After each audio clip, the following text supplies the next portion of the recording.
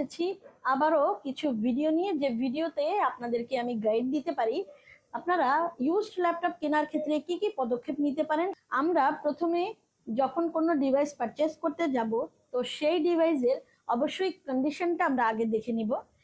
যখন আমি কোনো শপে যাব অথবা কোনো বিক্রেতার কাছে যাব, তখন অবশ্যই আমাকে একটা ডিভাইসের অবশ্যই তার কন্ডিশনের ওপর ডিপেন্ড করে আমাকে প্রোডাক্টটা চুজ করতে হবে। স্ক্র্যাচ আছে কিনা অথবা কোথাও কোনো ডেন্ট থাকবে কিনা, এই সবগুলো দেখে আমাকে চুজ করতে হবে কোন প্রোডাক্টটা আমার জন্য পারফেক্ট হবে।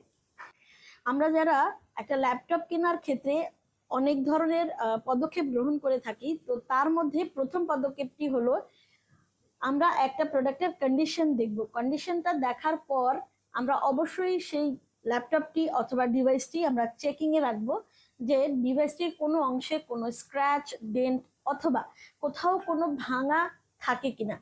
যে ডিভাইসটা একদমই ফ্রেশ হবে, যে ডিভাইসটা একদমই লুক লাইক নিউ কন্ডিশনে থাকবে, আমরা শুধুমাত্র সেই ডিভাইসটাকেই আমাদের পারচেস করার জন্য সিলেক্ট করব।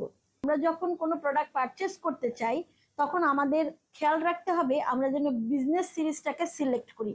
তো সেই ক্ষেত্রে এইচপি ব্র্যান্ডে আপনি যদি সুইচ করতে চান, তাহলে অবশ্যই আপনাকে বিজনেস সিরিজের মধ্যে এলিট বুকটি পছন্দ করতে হবে। এই ডিভাইসটি আপনারা যারা এলিট সিরিজগুলো ইউজ করেন তারা জানেন এই ডিভাইসটি একদম লং লাস্টিং হয়, এক্সক্লুসিভ হয়, এবং এই ডিভাইসটি আপনারা এই সিরিজের মধ্যে নানান ধরনের হাই কনফিগারেশনও থাকে। এরপর যদি আমি ডেল ব্র্যান্ডে চলে যাই, তাহলে বলবো ডেল ব্র্যান্ডের মধ্যে যদি আপনি বিজনেস সিরিজের ল্যাপটপ খুঁজে নিতে চান, তাহলে অবশ্যই ল্যাটিটিউড সিরিজটাকে খুঁজে নিতে হবে, কারণ এই ল্যাটিটিউড সিরিজটা বিজনেস সিরিজের মধ্যেই পড়ে এবং সেটা বাজেট ফ্রেন্ডলিও হয় এবং সেটা লং লাস্টিংও করে।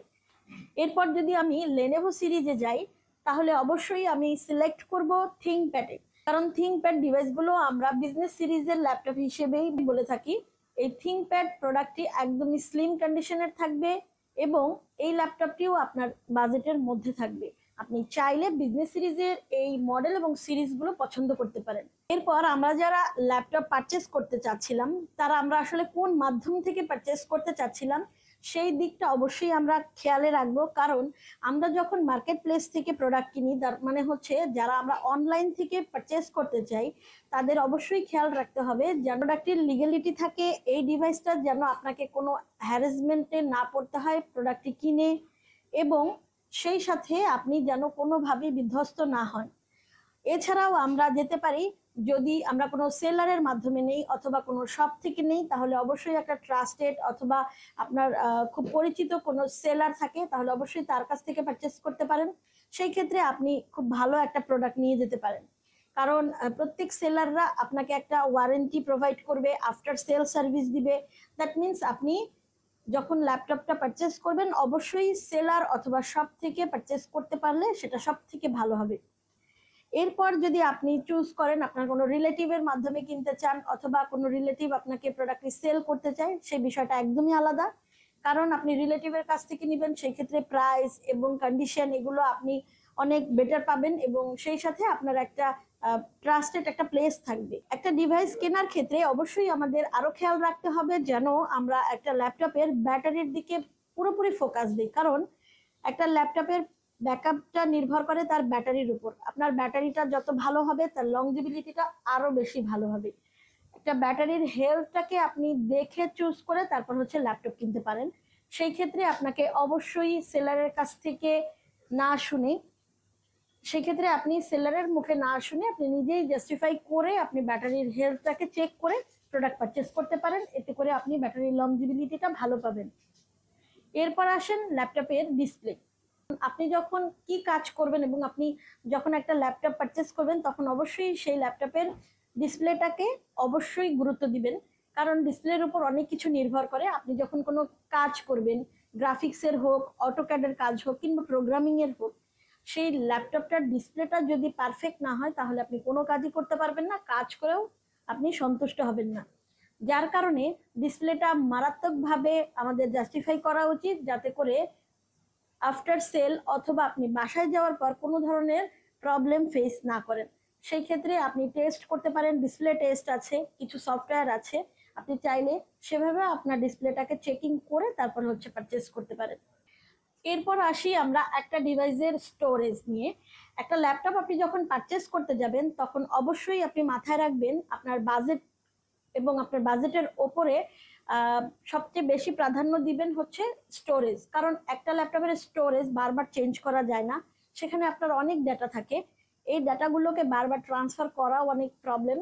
এছাড়া আপনার স্পেসটাও যদি ছোট হয় বা অল্প হয়, তো সেই ক্ষেত্রেও আপনার স্টোরেজটাকে বারবার চেঞ্জ করতে হয়।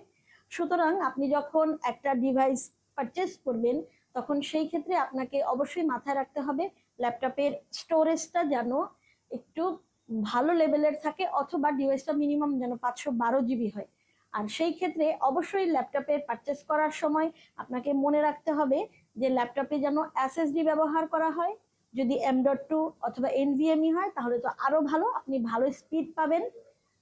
সেই জন্য হচ্ছে আপনাকে গুরুত্ব দিতে হবে ল্যাপটপের স্টোরেজটা, এসএসডিটা, যেটা আপনাকে একটা ভালো সাপোর্ট দেওয়ার জন্য একটা ল্যাপটপে খুবই গুরুত্বপূর্ণ ভূমিকা পালন করে।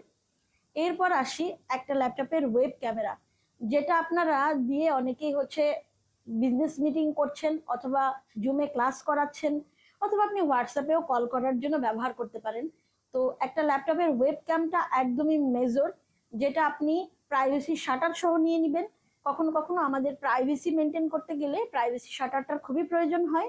এছাড়াও একটু হাই রেজুলেশনের, যেমন ম্যাক্সিমাম ল্যাপটপগুলো, বিশেষ করে আপনার হাই কনফিগারেশনের যে ল্যাপটপগুলো থাকে, সেই ল্যাপটপগুলোতে 720 পিক্সেলের ক্যামেরা দেওয়া থাকে। আপনি সেই ফুল এইচডি বা হাই রেজুলেশনের যে ক্যামেরাগুলো থাকে, আপনি সেই ধরনের ল্যাপটপগুলো পছন্দ করতে পারেন।